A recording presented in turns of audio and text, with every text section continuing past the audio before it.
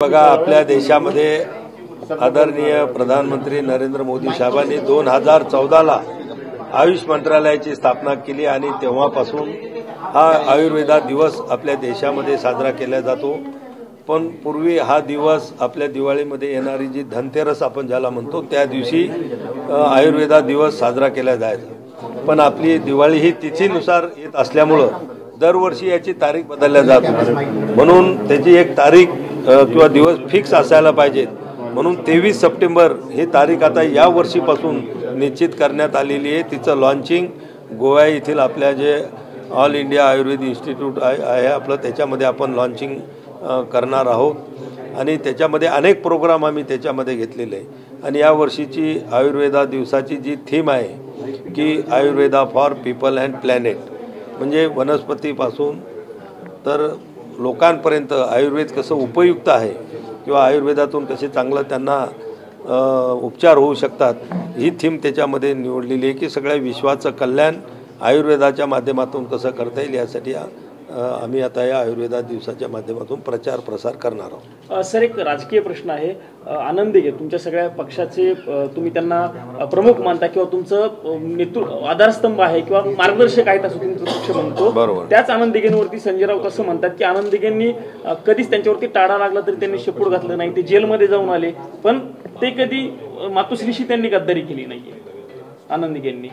हे बघा, आनंद दिघे एक निष्ठावान शिवसैनिक होते, कट्टर हिंदुत्ववादी होते आणि कुठलाही स्वार्थसाठी अनेक लोक स्वार्थासाठी राजकारणामध्ये येतात, स्वार्थासाठी बोलतात। दिघे साहेबांनी कधी स्वतःच्या स्वार्थासाठी नाही तर हिंदुत्वासाठी आणि खऱ्या अर्थानं जनविकासासाठी त्यांनी आपलं संपूर्ण आयुष्य त्या ठिकाणी वेचलं आणि म्हणून लोकांच्या मनामध्ये आनंद दिघे साहेबांचं स्थान अतिशय उंच त्या ठिकाणी महाराष्ट्रामध्ये, महाराष्ट्राच्या बाहेरही मराठी माणसामध्ये आहे।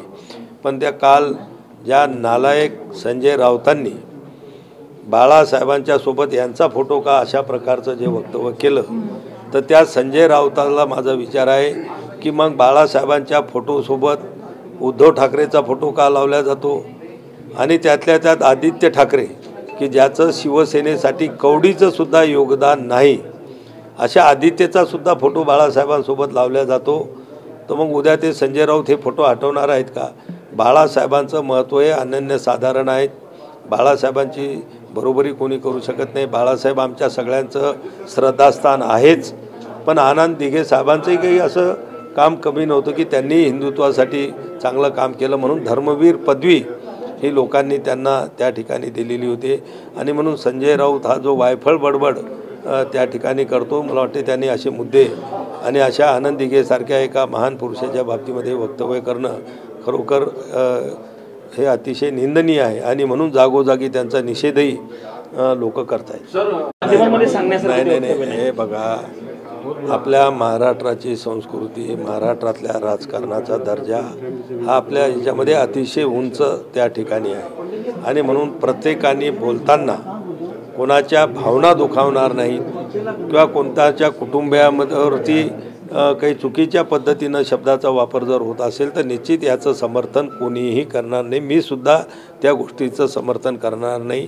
राजकारणामध्ये विरोध असला पाहिजे, आपल्या मताचं प्रदर्शन केलं गेलं पाहिजे, पण त्याला एक मर्यादा ज्याला आपण म्हणतो ती मर्यादा त्या ठिकाणी पाळलेल्या आहेत। आणि मला वाटते काल त्या ठिकाणचं ते वक्तव्य मी आपल्याच माध्यमातून मी टी व्हीवर ज्यावर पाहिलं तर ते निश्चित समर्थन करण्यासारखं ते नाही, एवढं मात्र। सर, मागच्या 30 वर्षांपासून तुम्ही राजकारणामध्ये आहात, अनेक राजकीय नेते तुम्ही बघितले, अशा पद्धतीची अलीकडे महाराष्ट्राची संस्कृती अशा वक्तव्यांमुळे बिघडत चालली असं वाटतं तुम्हाला?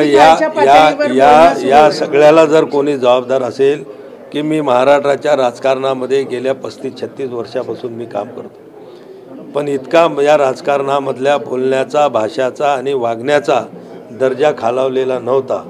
पण जेव्हापासून तुम्ही मीडियावाल्यांनी रोज सकाळचा भोंगा त्या संजय राऊताचा वाजवणं सुरू केला, त्या संजय राऊताच्या भाषेमुळंच हे राजकारणामध्ये मला वाटते खालच्याच दर्जावर जाऊन बोलण्याची कॉम्पिटिशन लागली की काय, अशा प्रकारचं चित्र दिसायला लागलेलं आहे। खरा अर्थ मला वाटते तुम्ही लोकांनी सुद्धा या सकाळच्या भोंग्याला जास्त महत्त्व देऊ नये.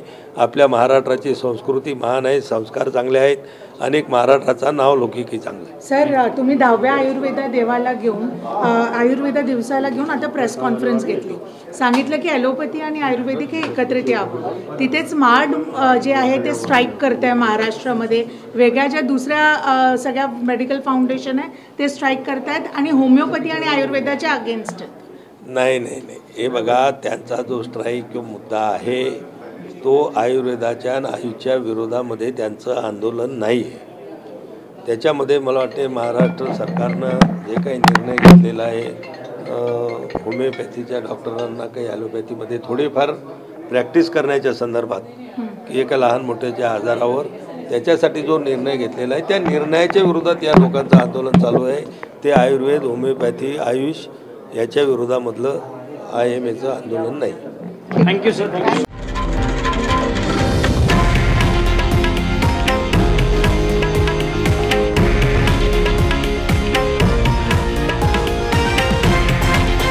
हे आहे देशातील नंबर 1 न्यूज नेटवर्क आणि आपण पाहत आहात TV9 मराठी, एकमेव.